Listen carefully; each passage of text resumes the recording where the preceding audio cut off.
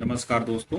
आज की क्लास में RRB nursing superintendent exam special practice test 5 solve करेंगे। क्वेश्चन नंबर 1,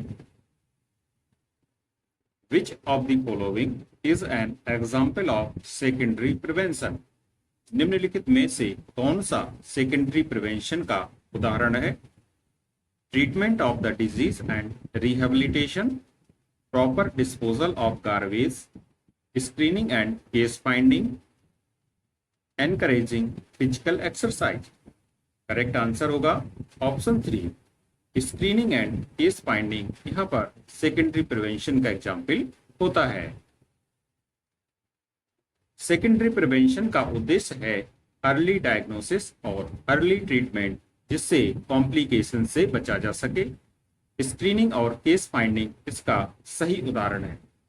सेकेंडरी प्रिवेंशन का लक्ष्य बीमारी को शुरुआती चरण में ही पहचान कर उसका जल्दी इलाज करना है, जिससे बीमारी के बढ़ने या फैलने को रोका जा सके।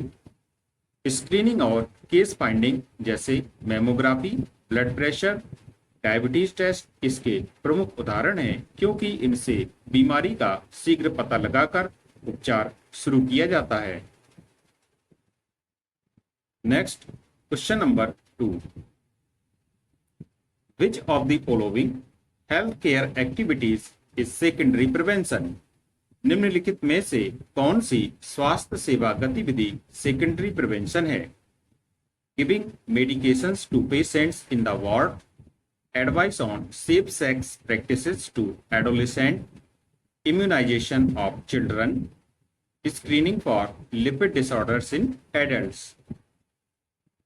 करेक्ट आंसर इज ऑप्शन, यहाँ पर जो 1 और 4 हैं यह दोनों सही होंगे सेकेंडरी प्रिवेंशन के। जब बात करते हैं एग्जाम्पल की, giving medications to the patient in the ward और screening for lipid disorder in adult, ये दोनों ऑप्शन सेकेंडरी प्रिवेंशन के एग्जाम्पल हैं। अब यहाँ पर देखेंगे कि सेकेंडरी प्रिवेंशन क्या होता है। तो यहाँ पर पहले दिया गया है प्राइमरी प्रिवेंशन, बीमारी होने से पहले रोकथाम, जैसे immunisation, health education and safe sex advice. Secondary prevention, बीमारी की अर्ली डायग्नोसिस, शीघ्र पहचान और अर्ली ट्रीटमेंट, शीघ्र उपचार, ताकि रोग की जटिलताओं से बचा जा सके। स्क्रीनिंग इसका मुख्य उदाहरण है। टर्सरी प्रिवेंशन, बीमारी के बाद रिहेबिलिटेशन और डिसेबिलिटी लिमिटेशन। इस प्रकार से जो यहाँ पर करेक्ट आंसर हो जाएगा ऑप्शन 4 और ऑप्शन 1 सही है। वार्ड में मरीजों को दवा देना और वयस्कों में लिपिड विकारों की स्क्रीनिंग करना। अगला क्वेश्चन है question number 3, where should a used syringe be discarded. एक प्रयोग की गई सिरिंज को कहां पर रखें? Puncture proof container, sharp container, blue bag, yellow bag and red bag. Correct answer is option 2, sharp container में उस सिरिंज को रखना चाहिए जो कि यूज की गई हो।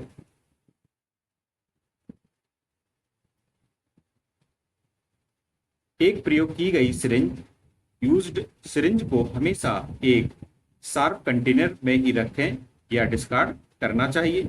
शार्प कंटेनर विशेष रूप से नुकीली व तेज धार वाली चीजों जैसे सिरिंज, सुई, ब्लेड आदि के सुरक्षित निपटान के लिए बनाया जाता है।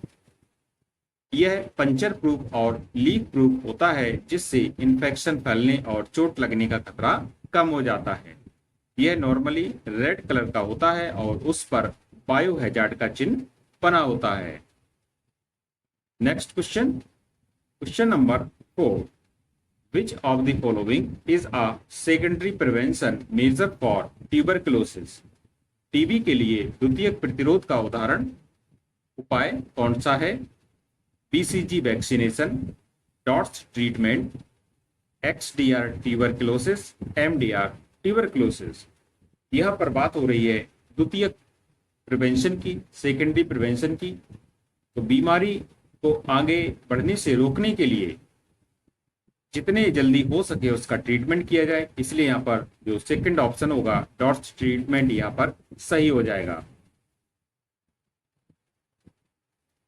Next question number 5, levels of prevention in the pathogenesis phase of natural history of disease are.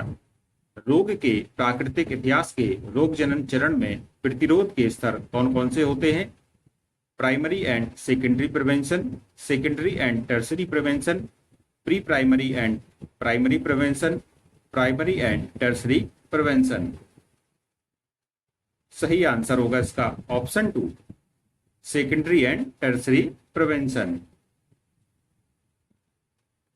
Pathogenesis चरण में बीमारी की प्रक्रिया शुरू हो जाती है। इस स्थिति में केवल सेकेंडरी अर्ली डायग्नोसिस, ट्रीटमेंट और टर्सरी रिहैबिलिटेशन डिसेबिलिटी लिमिटेशन प्रतिरोध लागू होता है। Next question number 6, which solution is most commonly used for hand रब इन हॉस्पिटल्स। अस्पतालों में हैंड रब के लिए सबसे अधिक उपयुक्त घोल कौन सा है? क्लोरहेक्सिडीन, ओविडीन iodine, alcohol based solution, Dettol solution. Correct answer is option 3, alcohol based solution.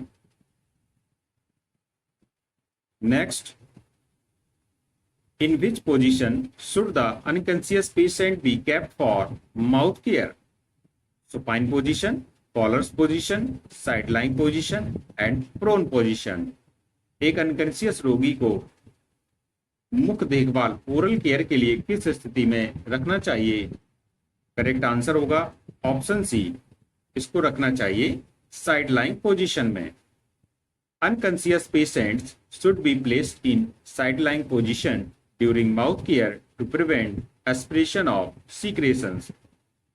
Unconscious रोगी को मुख्य देखभाल करते समय करवट पर रखा जाता है ताकि सीक्रेशंस इन लंग्स में न जाए और एस्पिरेशन से बचाव हो सके। नेक्स्ट,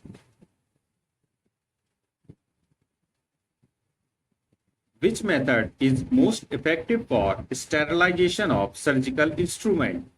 सर्जिकल इंस्ट्रूमेंट की नसबंद स्टरलाइजेशन के लिए सबसे प्रभावी विधि कौन सी है? Boiling, autoclaving, chemical disinfection and dry heat. सही आंसर होगा ऑप्शन 2। जो सर्जिकल इंस्ट्रूमेंट्स होते हैं उनकी इफेक्टिव मेथड होता है, सबसे अच्छा तरीका होता है ऑटोक्लेविंग, इसलिए यहाँ पर दूसरा ऑप्शन सही है। Autoclaving uses steam under pressure and is the most reliable method for sterilization of surgical instruments. Next, which is the most common complication of IUCD insertion?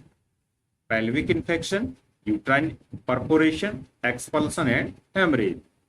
IUCD insertion का जो सबसे मोस्ट कॉमन कॉम्प्लिकेशन है यह होता है expulsion, उसका अपने आप बाहर निकलना, इसलिए यहां पर तीसरा ऑप्शन सही हो जाएगा। Next, which hormone is known as the pregnancy hormone? Oestrogen, progesterone, HCG and prolactin. यहां पर किस हार्मोन को प्रेगनेंसी हार्मोन के रूप में जाना जाता है? और यह होता है option 3, HCG, human chorionic gonadotropin hormone एक प्रेगनेंसी हार्मोन कहलाता है। Next question, tertiary prevention is needed in which stage of the natural history of disease? Pre pathogenesis, pathogenesis, primary, primordial and terminal. यहाँ पर टर्सरी प्रिवेंशन की आवश्यकता कब होती है? यह होती है ऑप्शन यहाँ पर 4 सही हो जाएगा, टर्मिनल स्टेज में। टर्सरी प्रिवेंशन के रोग के लेट या टर्मिनल स्टेज में किया जाता है ताकि डिसएबिलिटी और रोग के प्रभाव को कम किया जा सके। Next question, which condition is associated with polyhydramnios? Polyhydramnios किस अवस्था से जुड़ा होता है? Anencephaly, oligohydramnios, renal agenesis and placenta previa. इसका सही आंसर हो जाएगा ऑप्शन ए, एनेन्सेफेली से जुड़ा है पॉलीहाइड्रामिनोज की कंडीशन। नेक्स्ट,